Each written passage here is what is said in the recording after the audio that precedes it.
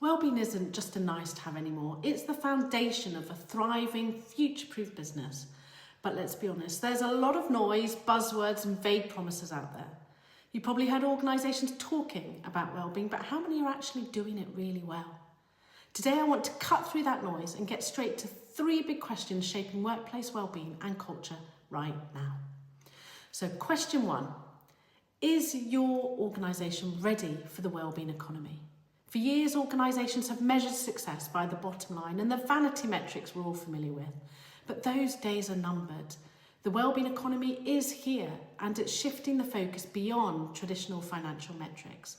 Organisations that ignore the shift are falling behind because investors, employees and customers alike are increasingly demanding integrated strategies that prioritise employee wellbeing alongside broader social impact goals. But what does this mean in practice? Well, let me give you 3 things to think about.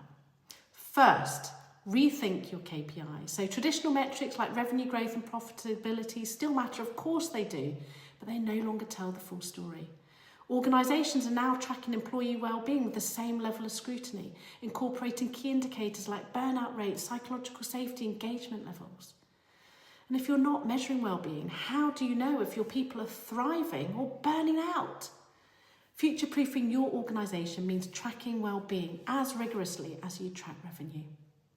Second, integrate wellbeing into your ESG strategy because it isn't just an HR thing anymore. It is part of ESG, how we think about people, planet and profit.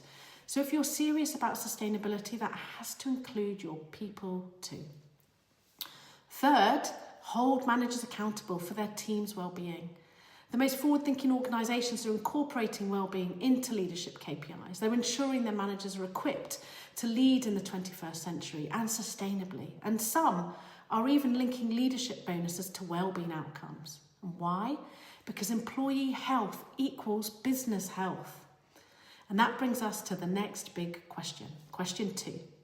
Are you approaching resilience on a systemic rather than individual level? Because let's face it, disruption is the new normal.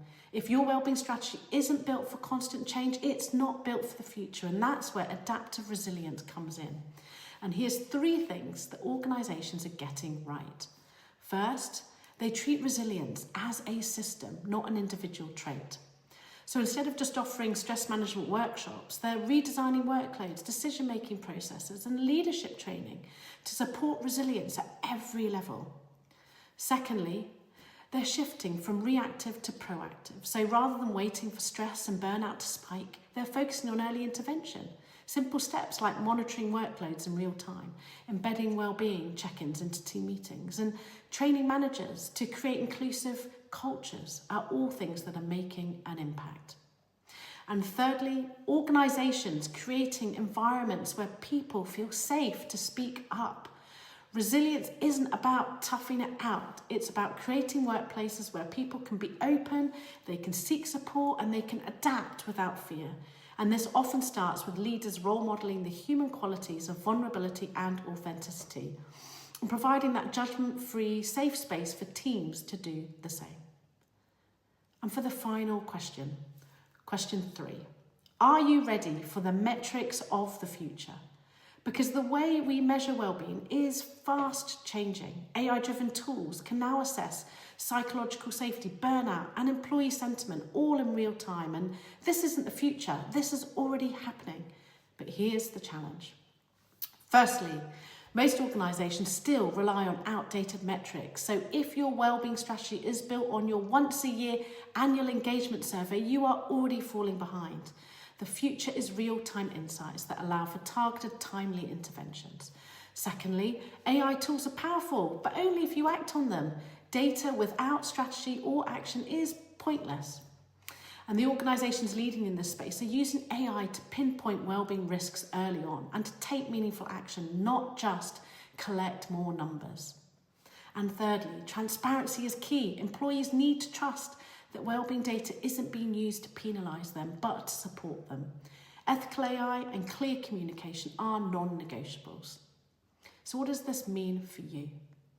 It means wellbeing can't be a side project. It has to be embedded into your business strategy, your leadership decisions, values, company culture and operations. And the organisations that get this right, they're going to be the ones that attract the top talent, build the resilient teams and see real business impact. And the ones that don't, they'll fall behind. So my question to you is, which side do you want to be on?